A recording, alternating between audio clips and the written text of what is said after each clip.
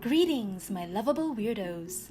This week's Transformation Thursday is really a series of experiments and failures with DIY scar wax. To make your own scar wax, you will need Vaseline, flour. I'm using corn flour because I want as smooth a consistency as possible, foundation that matches your skin tone, and a mixing bowl and spoon. And that's it! I've seen a couple of other videos on making your own scar wax, and what I always found a bit frustrating was that there was never any ratios given for the Vaseline and flour mixture. Now, having made my own, I kind of understand why. Ultimately, the ratio of Vaseline to flour will depend on how sticky you want your scar wax to be. Like normal scar wax, the Vaseline will warm up and become stickier with your body heat. So my recommendation would be to make a drier mixture than you'd think you would need. But again, ultimately, it's up to you. I started with a 1-to-1 mixture of Vaseline and flour for my first mixture, and slowly added in more flour as I mixed, ending up with about a 1-to-2 mixture of Vaseline and flour. I stopped here initially as I thought this was a good consistency. But as I started working with it, the heat from my hands melted the Vaseline and it was just too sticky for what I wanted to do. I ended up mixing in more flour later, and finally ended up with a 1-to-3 mixture of Vaseline and flour.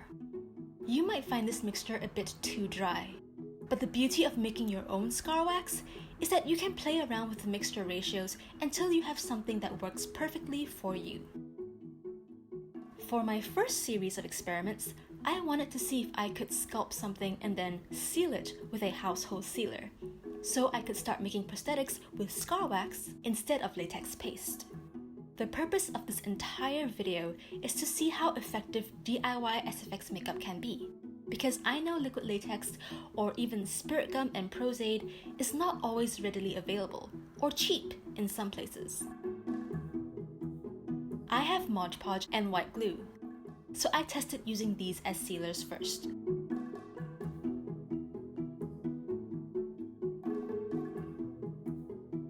Although both created a flexible layer on the surface of the scar wax, removing the scar wax in one piece was a fail.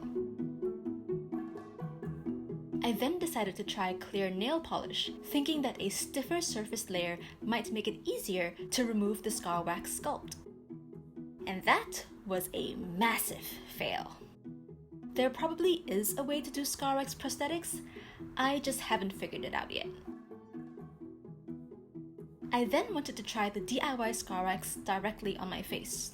I also wanted to see if it was possible to secure the scar wax just using a glue stick, because this video is all about cheap alternatives.